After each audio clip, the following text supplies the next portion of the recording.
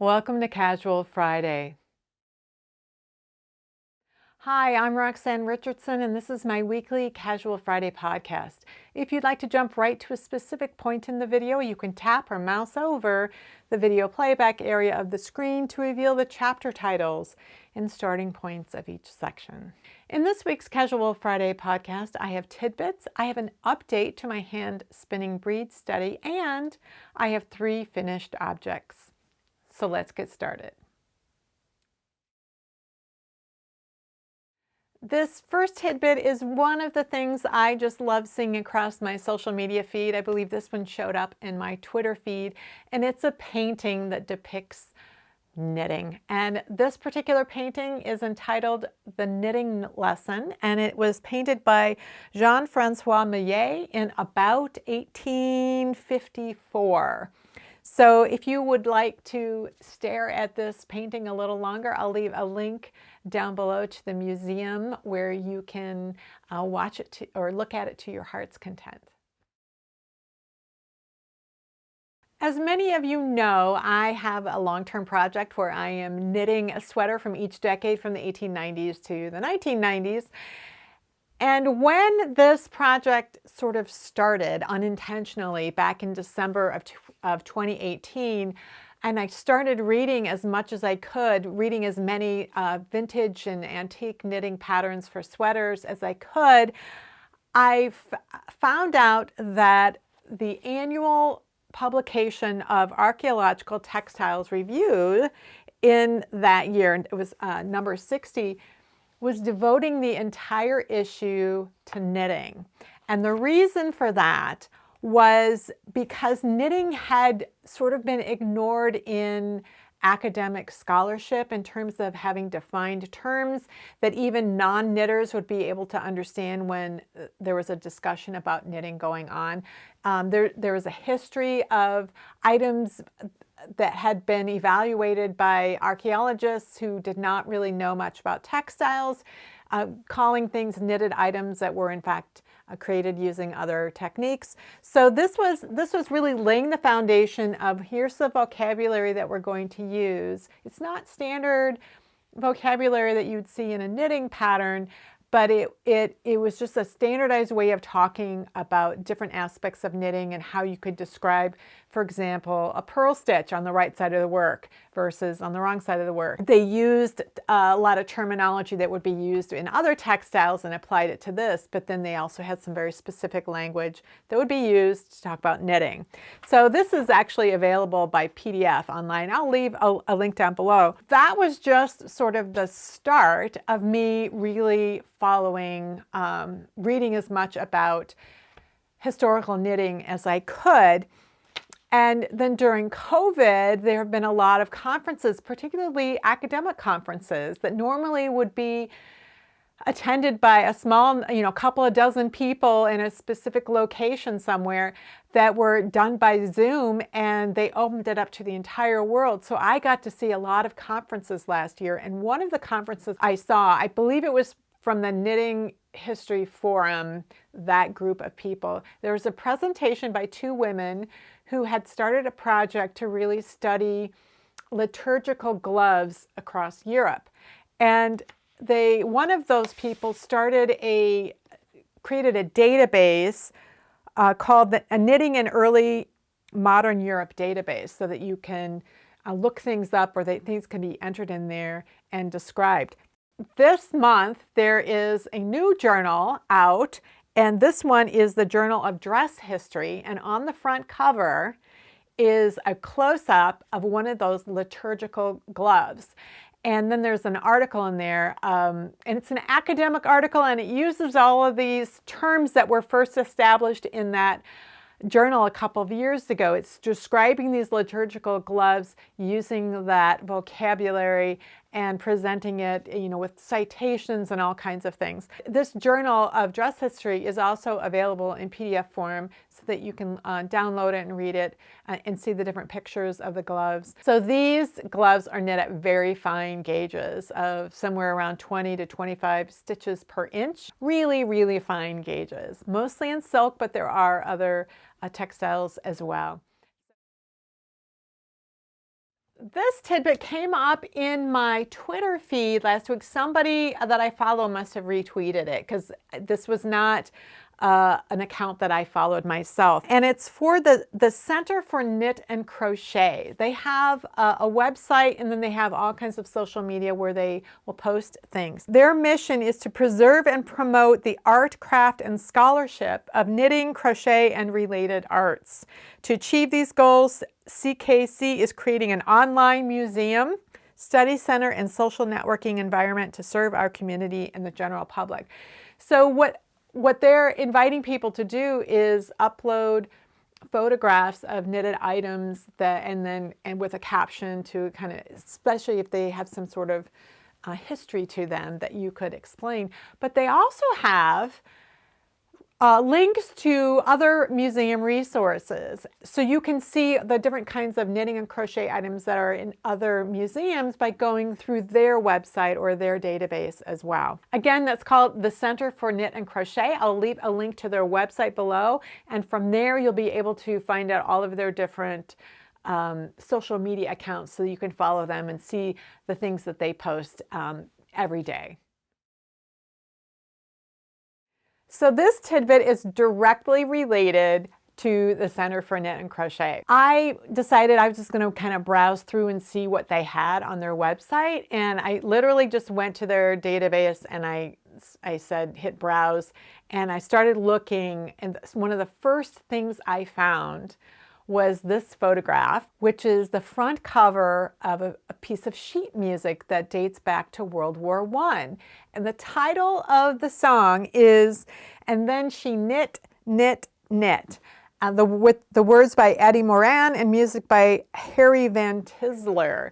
So I followed that link. It's actually part of the Smithsonian Institution owns that particular piece of sheet music, and they have a little bit of information about the date and the publisher and things like that. One of the things that drives me crazy about hearing about these old songs that were related to knitting is that I never have been able to hear them. I've only heard of them, maybe heard a title for one of them or seen the cover of the sheet music or something like that.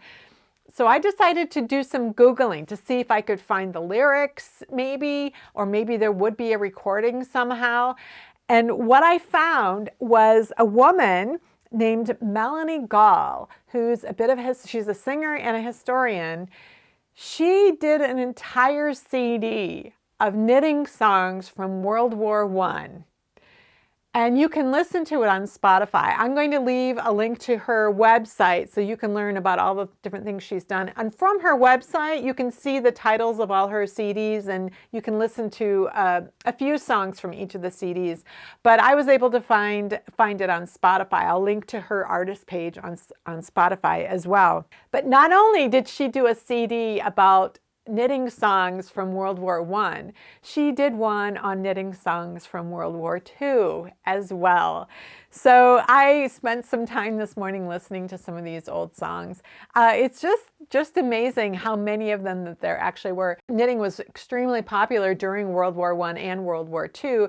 So some of the songs are about, her boyfriend's gone off to fight the war and she's back home knitting, or maybe men are trying to get her attention, but she's just knit all day long. So there's a variety of different types of songs. So they're obviously very different than contemporary music is, but it's fantastic to be able to get a sense of what these songs really were like. This last tidbit came also from the Center for Knit and Crochet. In fact, it was this post with this photograph and this caption that really intrigued me and pulled me into learning more about the Center for Knit and Crochet. So you see, it's a photograph of women. It looks like it was probably taken back in the 1970s. And here's what the caption says. FemLib is not an innovation in the Maine lobster fishery, where the distaff side has always been represented by pothead knitters, trap builders, and lobster fisherwomen. I read that sentence several times, trying to figure out exactly what they meant. There were two phrases in there that caught my eye. One was distaff side, and the other was pothead knitter. So immediately I thought I knew what each of those phrases meant, but I couldn't understand why any writer would use a particularly slangy term for a hippie knitter who smoked a lot of weed, in addition to using a really old-fashioned term to refer to women or the female side of a family tree, which is the phrase distaff side. So I spent some time looking into it because I don't know anything about the lobster fishing industry at all. And I discovered that what they mean by pothead knitters is they mean a knitter who is creating pot heads, lobster pot heads, or lobster trap heads. So it's a net that is made, they call it knitting. It's not really knitting. I will include a link to a video in the show notes where you can see somebody actually doing this process. They're using something that looks sort of like a shuttle, and they're doing this knotting technique very, very quickly. It's not knitting like we would think of it. They weren't using slang terms for, you know, a hippie knitter who smokes a lot of weed. They were talking about a person who actually makes these. And the rest of the sentence, you know, pothead knitters, trap builders, and lobster fisherwomen. So these are, what they're saying is that women have always been involved in all aspects of the lobster fishing industry. I was really delighted to see the term distaff side used in a sentence because I've been doing genealogy for, I don't know, 10 or 12 years.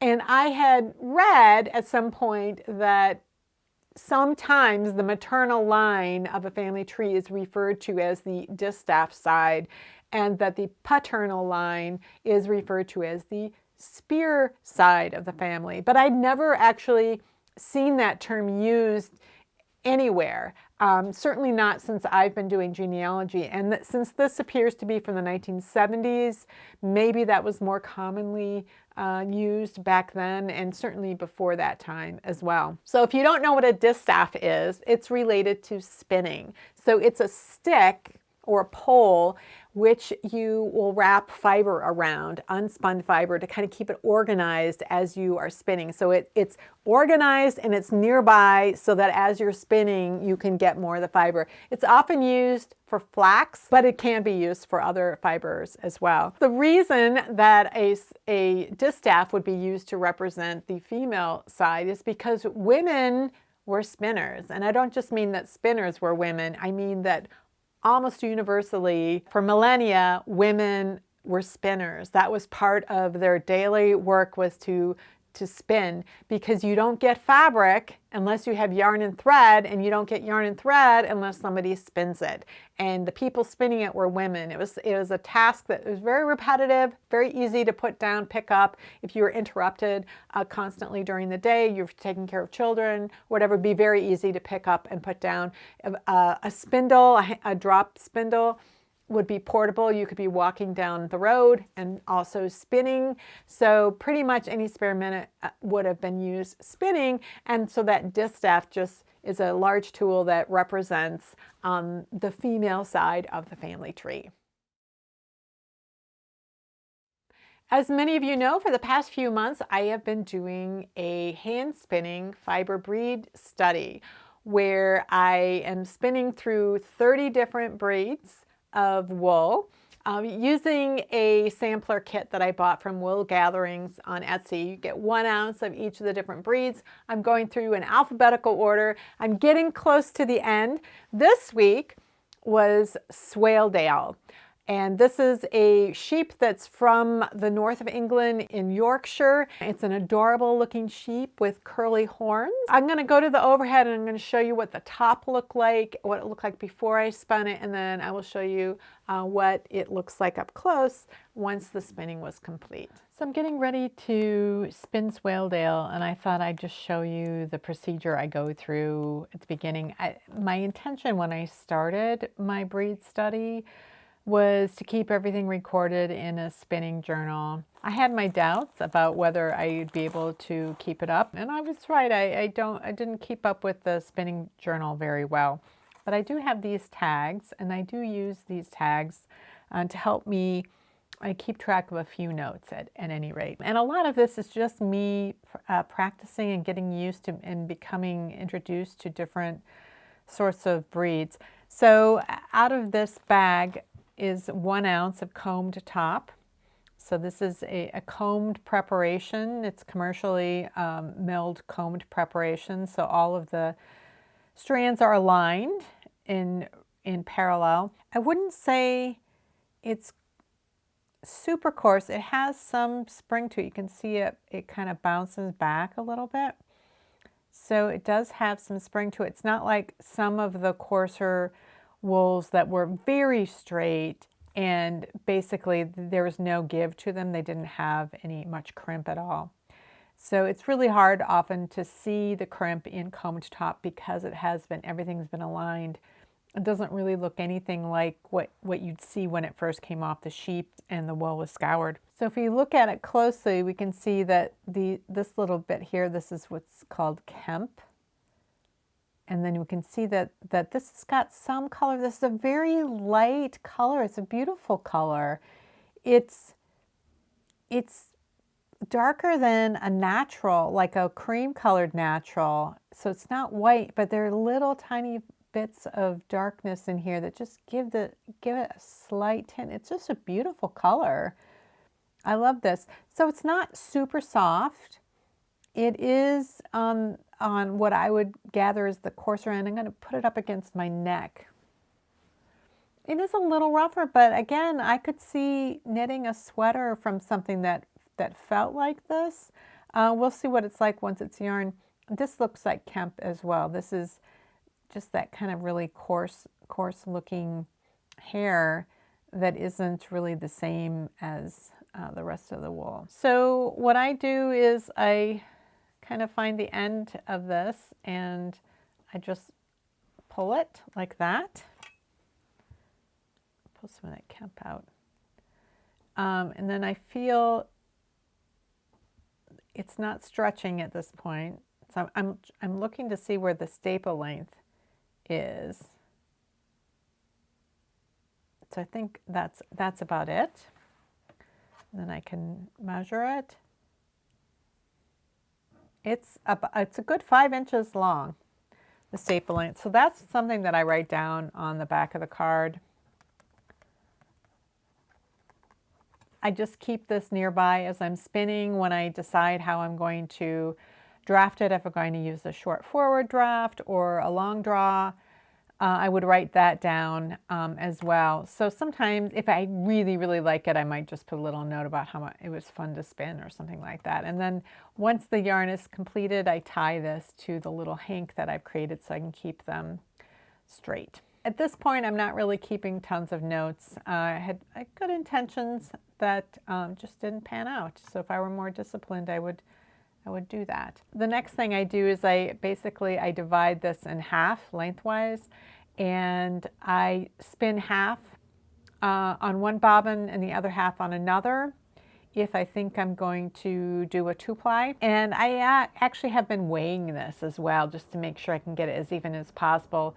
And if I do a reasonable job of being fairly consistent with my singles, then I don't have a whole lot of leftover on one of the bobbins. I can get it pretty close that way. This is the finished yarn, and I think it came out better than I expected. I kind of felt like I had trouble maintaining consistency in the singles, but when I plied it and then finished the yarn, it came out better than I expected. One of the things that I learned about this particular breed of sheep is that, you know, all of this Kemp and the hair that this sheep has causes the staple length to vary, and which meant that maintaining some consistency as I was spinning was a little bit challenging. I think I did okay. It was a little challenging, and I don't think I enjoyed it as much. It wasn't as easy. I had to kind of concentrate more. But the yarn turned out, you know, okay. It really is softer than you'd think by looking at it, with all of the little hairs and some of the kemp sticking out from it. So it's a really interesting knit, and I think that the color is really incredibly interesting as well. So it'll be fun. Once again, it'll be fun to compare these as I knit them up once I get to the end of the breed study. So I've been doing quite a bit of knitting the past few months for my grandniece-to-be, who's going to be born at the end of November. So right after Thanksgiving, she is going to be born. So I've been knitting various things. I'm going to show you a couple of things in just a little bit. In the meantime, my daughter decided that she wanted to come back to the US for a visit. We've been trying to figure out when and if she'd be able to come because there were travel restrictions. Her boyfriend is British. They both have residency in the Netherlands, but it wasn't clear if they both would be able to come and both be able to get back. So that has all been cleared up and everything is okay. So she's here now visiting her Nana down in Santa Fe, and she'll be up here tomorrow. I can't wait to see her. And she will be here until the end of November. So right after Thanksgiving is the first few days of Hanukkah. And so the family will all be together. So we're probably going to be doing some kind of a Hanukkah celebration. My husband's side of the family has always celebrated Hanukkah. My side of the family celebrated Christmas. So depending on who we're with, we would celebrate, different holidays. And my kids, celebrate the holidays in different ways with their friends, depending. They just sort of like holiday gift giving. It's sort of a general seasonal type of thing. So because everybody's going to be together and because we're going to be doing some gift giving, I wanted to do some knitting. Normally I would be doing these kinds of things and then shipping them, but everybody's going to be here. So her boyfriend Sam, I've knit him, I think, at least 3 pairs of socks, and he really, really likes them. So he's absolutely sock worthy. So I spent the last week knitting him a pair of socks and just got them done this morning. And then I'll be moving on to the next things that I'll be doing for some gift giving. I hadn't planned on doing this much gift knitting at this time of year. I usually don't do holiday gift knitting. Usually I knit, the gift knitting I do is for people's birthdays because then it's more spread out, it's not so concentrated. So between this little grandniece and then my daughter's visit and Hanukkah, I got a lot of knitting going on this month that is related to gift giving. But I'm going to go to the overhead. I'm going to tell you a little bit about how I knit these. I don't typically use a sock pattern. I measure people's feet. I have a whole file folder full of measurements of people's feet, different parts of the feet that I measure in their legs so that I can knit them socks that are custom fit. And so oftentimes the leg and the foot do not need a sock of the same circumference. Most sock patterns are knit with the assumption that you're going to knit the leg in the same circumference that you will knit the foot. But most of the people I knit for, or many of the people I knit for, have a pretty significant discrepancy between those two measurements. When there is a discrepancy in women, it tends to be that they have a larger ankle and leg than ball of foot. With men, it tends to be that if there's a discrepancy, they have a thinner ankle and a wider foot. So I often need to make adjustments for that. And then the other thing I do is I just pick a toe and a heel that I want to use for that person, and I use the formulas for knitting those particular toe, that particular toe or that particular heel, and then I plug it into my sock. So I'm just sort of creating something for that specific person. When you've done it a few times and you understand which parts you're doing, it's not that hard. I have actually written a tutorial on how to do this for cuff down socks called the August Sock Knit Along that teaches you how to do all that measuring and how to do cuff down socks based on what kind of modifications your foot might need. So this year I've been focusing on toe up sock knitting and learning as much as I can about that and where things might differ. not just in reversing the direction of something, but how a process might be quite different for toe up versus cuff down, so that at some point I can create a tutorial for toe up socks that's very similar to the one that I did for cuff down socks. So I'm going to go to the overhead, and then I'll tell you a bit more about the yarn that I used, and also the different techniques that I used for each part of the sock. So the yarn I used for this is Online Supersocke. It's a 6-ply yarn, and it's Merino Color. I'll put the name of this yarn and the colorway down in the show notes. I started with a round toe down here. This is a toe that I've been really liking this year, or the past couple of years. When I have knit socks for Sam in the past, I've knit them cuff down, and I've always ended with a wedge toe, and that fits him just fine. My wedge toes fit me just fine too, but I like seeing if what people think of different toes and different heels, if they have a preference. So I like to try out different ones as I knit socks for them and see if they have a preference. Sometimes I do, sometimes I don't. So I started with the round toe. I'll leave links to the different techniques that I used in these socks down in the show notes. So round toe, his foot is larger in circumference than his leg. So this is a 6-ply yarn. I was using a 2.5 millimeter needle to get 7.5 stitches per inch. That's 30 stitches over 4 inches or 10 centimeters. So he needs 64 stitches for the foot, but only 60 stitches for the leg. So I wanted to use this heel flap and gusset construction that I've used a few times, and I thought it works okay for me. I have another one that I like better for me because I have kind of skinny ankles and a tall heel, and his feet are bigger around, and maybe he doesn't have as tall a heel in proportion. So I thought this particular heel flap and gusset construction would be just fine for him. But I did need to figure out a way to transition from the 64 stitches of the foot to the 60 stitches of the leg. So what I did was I used the recommendations in this article. It's by Kate Atherley. It was from Modern Daily Knitting. I'll put a link again down the show notes that says the number of gusset increases for the average person would be about 20% of whatever the stitch count is. So on each side of the sock, you'd increase by 20%. So 20% of 64 stitches is something like 12.8, so I rounded it to 13. So I did the 13 increases that would be needed for this particular foot size. I had 32 stitches for the sole originally, and the way that this heel is turned is like the first half of a regular short row heel, where you divide it up into approximate thirds.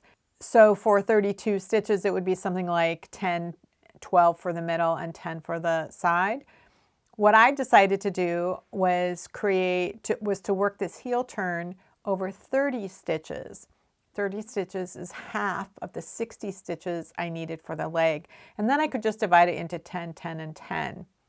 So I worked the heel turn based on that. And then as I was working the heel flap, what I did, that was because I was using fewer stitches for the heel, that placed one additional stitch on the gusset side.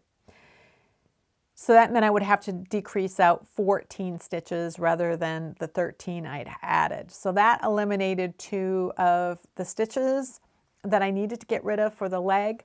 Once I had completed the entire heel flap and I was working in the round, I did one more set of decreases in the same location where the other decreases had been done before, and that eliminated the final 2. So that's how I transitioned from the 64 stitches to the 60. I've done a video on how to do this particular toe. I've got videos for a toe up version, but also for cuff down, because this toe works really well for that. I'll link to the article that's the recipe on how to calculate the increases. The article doesn't say anything about this transition from one set of stitches that you might need for a foot versus a leg. It assumes that they're going to be the same. That was just a modification that I made for this particular recipient. When I do cuff down socks, I use a long tail cast on, which allows me to leave as much slack as needed to keep it nice and stretchy. And so when I do toe up, I like a bind off that looks just like the long tail cast on. It's a type of sewn bind off called a half hitch bind off. It's very much like the outline stitch bind off. There's a different process, but it creates the same result. So you can see that this has plenty of stretch.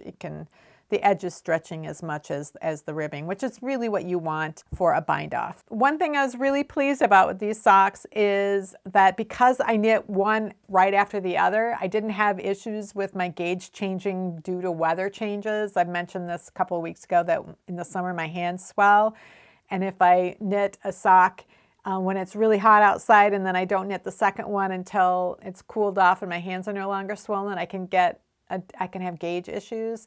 And I didn't have that with these because I knit them, I think it took me 6 days to knit the pair. The colorway was matching all the way up to the heel and through the heel. I think maybe I was a round off once I started the leg. I just knit the ribbing one row shorter on the second sock than I did on the first, and so that the bind off would be with the same yarn at the tail.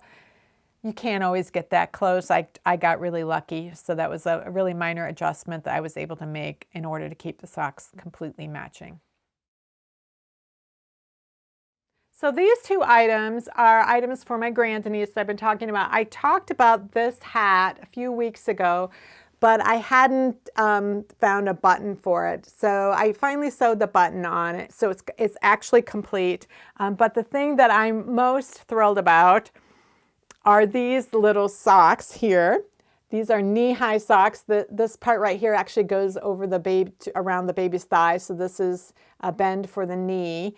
And these are for my little grandniece to be. I had in mind, I'd get like a pink button. And I thought, I'll get a pink button that's like the purple one I have on here. It's a nice little size. It's about a ½ inch, maybe slightly less. And it's round and it's got kind of a matte finish to it. And I could not find anything in the pinks that I liked. I also didn't take this with me. I don't know why I do this. I go to the fabric store and I think, I'll just get, such and such. I'll get a white button or I'll get this thing or whatever, and I don't take it with me. So I was looking and I didn't see anything I liked. I thought, well, maybe a black button would look really good. And I didn't see any of the black buttons that were quite the right size or shape, or they were too shiny. None of them were quite right. And so I ended up getting white buttons. And I came home and I realized, this is not white yarn. This is sort of a natural color yarn, and the white button looks terrible. I don't want to use that. I want it to be something really cute. So last night, for knit night, we do Zoom knit night with our Knitters Guild. And I was showing them, I'd finished knitting these, but I needed to go back and get buttons because I couldn't find anything. And one of the people said, black buttons would look good with that. And I said, I thought so too, but I couldn't find any at the store. And then she said, I can't believe, don't you have like a big cookie tin full of buttons that maybe your grandmother had? And I thought, no, I don't, but I do have a drawer full of buttons. And so I went and I pulled this out in my closet, and I said, I do have this. So most of these buttons were buttons I bought years ago when my older daughter was maybe a year old. I'd gotten a knitting machine, and I was designing little sweaters for kids, cotton sweaters that were colorful. And so I would go to the fabric store and I just buy any kind of button that I thought was really cute.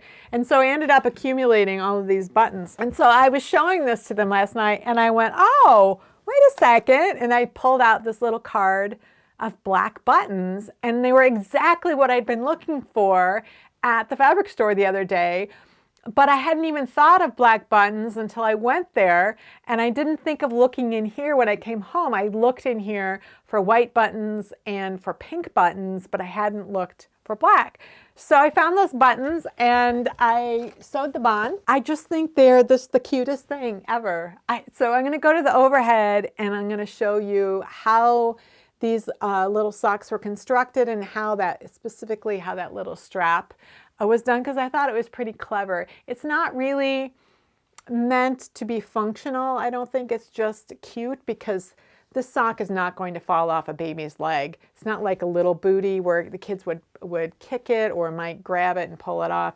These aren't coming off anytime soon. It's just that those little straps and the buttons are so cute. So the way this sock is constructed is that you start at the top and you knit this knit 2 purl 2 ribbing. Then you do a row of work where you're doing some yarn overs and some knit 2 togethers. You're not really changing the stitch count. I think actually the stitch count might change by 1 stitch, but the function, the purpose of this is really just to create this transition from this ribbing, which is meant to hug the baby's thigh, to this transition right here where there's this bend. And so this part of the leg is knit in knit 1 purl 1 ribbing with some garter stitch at the back of the leg. And there are short rows here that create this little wedge right here that helps the sock follow the shape of the baby's knee. And then there's a few decreases as you go down the leg to the ankle. Once you are down to the ankle, then you are knitting just across the center stitches in the ribbing right here. You break the yarn, then you join the white yarn and you're knitting a little bit of an end to the garter stitch right here. You break the yarn again. You have live stitches waiting here where you've been having these in holes. So you knit across the live stitches, pick up along the instep and the side of this little garter stitch extension.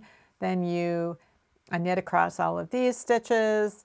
Then you pick up stitches along this side, and then you work across those live stitches here. The original pattern was knit flat and then seamed up the back, and I didn't want to do that. I wanted to see how much I could knit in the round. And so I converted the instructions a little bit so that I could knit this in the round. And then I knit the booty in the round too. Booties are traditionally knit flat and then seamed up the back and along the sole, and I just wanted to see if I could do it without that. So I knit in rounds of garter stitch, and when you knit in rounds of garter stitch, you alternate a knit round with a purl round, and you do get a jog at the beginning, at the transition between end of round and beginning of round, which is fine. That creates like a seam line, but there's no actual seam. And so this is the beginning of the round right here. So when I wanted to graft it, I worked half of a round all the way to here so that the 2 halves of the round would not be the same. You need them to be different when you are going to graft and garter stitch. So that way I could graft across the sole. There's no ridge. You don't really need to worry about a ridge if you do sew something like this, because baby is not walking around. Baby wearing booties is not walking around. I just like things to be as seamless as possible, just because. And then the little straps are worked by casting on, I think, something like 12 stitches and then picking up 14 along that top ridge of garter stitch bumps, picking up 14 along here and casting on 12. So then you're working in garter stitch for 6 or 7 rows, something like that, and you bind off. Then you have to crochet a loop at the end, and all they say is to crochet loops at each end of the strap. They don't really give much other information. So I'm not a great crocheter, but I just kind of bumbled my way through it. So I created these 2 loops, and then they tell you to sew the button on about, I think, 1.25 inches from the end, and you have to sew them on each, a different half for each one. So then you have these little loops. You pull the one that doesn't have the button on it, you pull it through,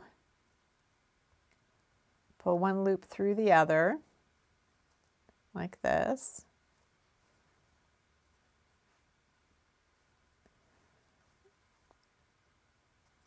and then you button it. This is just decorative. And then it looks like you have the little buckle strap over here as well. It's just very, very cute, I thought.